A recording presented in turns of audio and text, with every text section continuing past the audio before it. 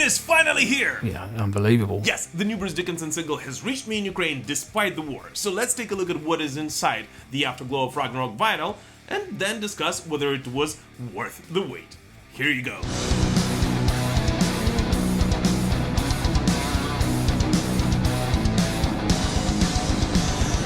So this is the version which I got from Bruce Dickinson's new website, and this is the front, and this is the back. So let's open it. Trying to take down the cover so I can put it back on later on. Alright, so this is the front, this is the back. Hopefully without any glimpses for you guys. I am your very soul, so what you do not know, I am the truth that's playing. A little tip for you guys: if you pause this video or if you let YouTube play it at half speed, you can actually read most of the comics here. And hide and seek. Just as it was expected, the comic tells us the story which Bruce Dickinson and the director Ryan McFall portrayed in the official music video for Afterglow of Ragnarok. In fact, I have to be honest with you, I didn't fully understand everything what was going on there. Yet after reading the graphic novel, the story does in fact become much clearer. Although still there are quite a lot of things in the storyline left unspoken, which I guess we will find out more about in the next episodes.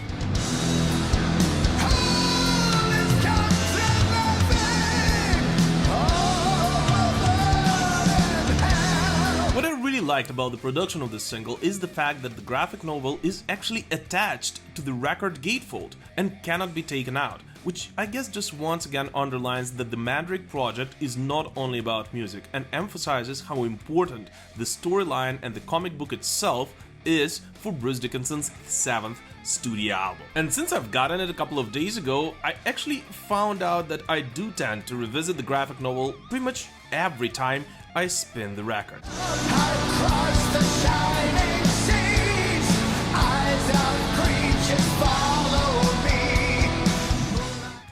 And this is the disc itself.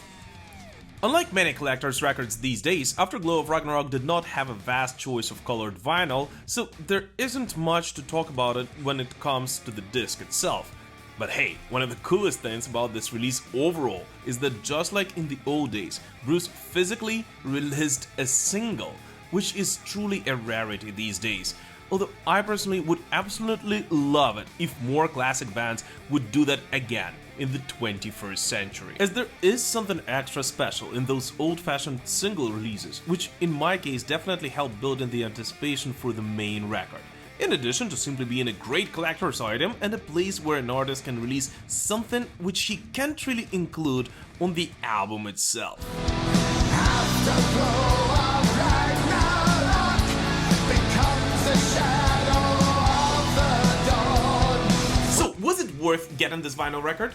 Well, it depends. If you are a vinyl record collector, or if you are an Iron Maiden or Bruce Dickinson's solo career's fan, then I'd say definitely yes. First of all, just as we expected, and to be honest with you, just as I hoped, the vinyl record version actually does sound much, and I mean much better than the version we got to hear on YouTube. And secondly, well, I think it is no secret that part of the reason for what I, and I'm sure many Iron Maiden fans love this band for, is all the trivia, little clues and the lore surrounding the world of Iron Maiden. And the biggest appeal of the physical release of this solo for me personally was the comic book which came together with it. As I have to be honest with you, even today, several weeks after its release, although I did learn to appreciate the video for the Afterglow of Ragnarok, I still believe that a rather complex storyline, like the one Bruce is telling in Afterglow of Ragnarok, is best to be portrayed not through a short video, but rather through text, letting the listener engage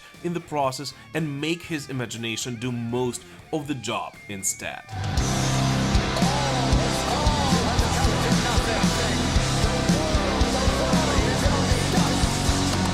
And Bruce Dickinson himself did mention that the music of the Mandrake Project was created to be enjoyed together with the comic book. And I know that it might be only my thing, because I'm one of those weird people who still reads books, but the deal is that spinning this track while reading the comic book actually has opened this track for me personally from a completely new angle and made me learn how to appreciate the song much more so than I did before. From the night the sun will rise again.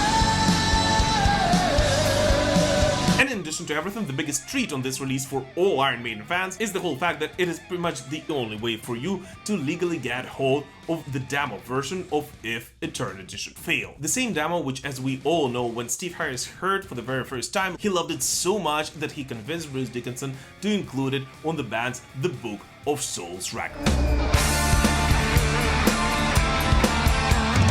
And by the way, I did a rather long and extensive video on comparing the demo version and the final Iron Maiden version of If Eternity Should Fail, which if you haven't seen before, you should definitely check out right after this episode. Waiting sail for the edge of the world. If eternity should, waiting in line for the ending of time. If eternity should fail. Thank you so much for watching, guys, and Merry Christmas to you all. We will prevail. Slava Ukraini!